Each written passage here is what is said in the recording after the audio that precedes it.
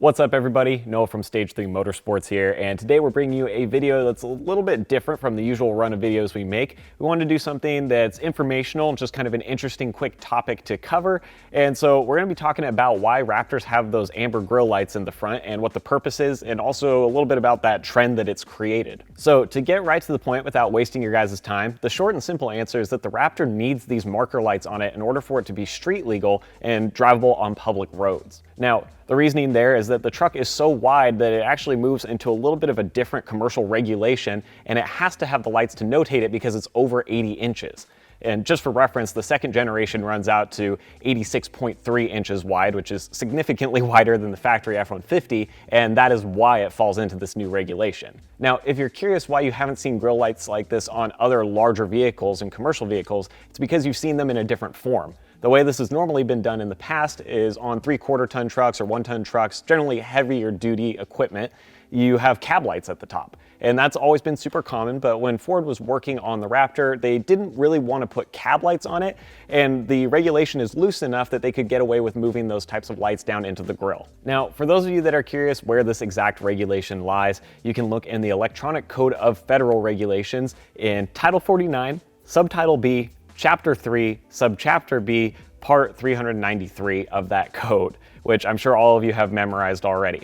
But what it says there is that these lights must be as close as practicable to the top of the vehicle at the same height and as close as practicable to the center line of the vehicle or the vertical center line of the cab, where different from the center line of the vehicle, with lamp centers spaced not less than 6 inches or more than 12 inches apart. Alternatively, the front lamps may be located as close as practicable to the top of the cab.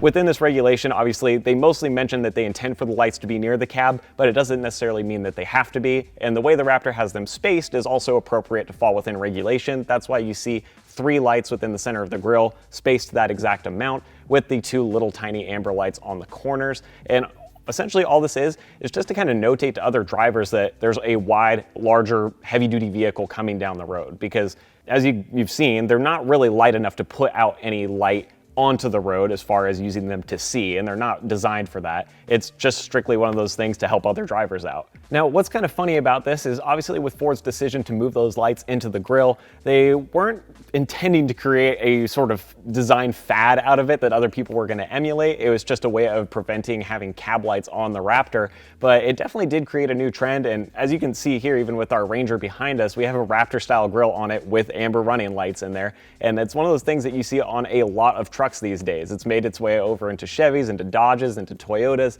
everything, and it doesn't really matter the size of the truck. And I think a lot of people have learned to just associate those 3 little lights in the grille with off-road prowess in a sense, because the Raptor set the standard. By having those lights in there, people feel like maybe they're gaining something, or simply just like the look of those amber markers, which to an extent I can definitely understand. I think that the ambers tie in well, especially if you're running parking lights on your vehicle and you have that orange color. It does make a lot of sense, and we've certainly ran them on plenty of our standard F-150s and things like that.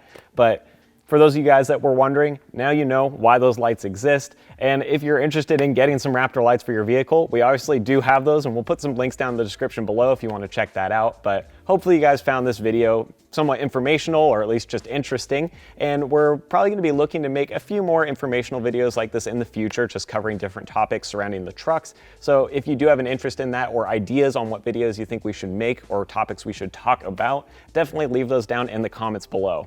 So as always, thank you guys for watching, and I'll see you next time.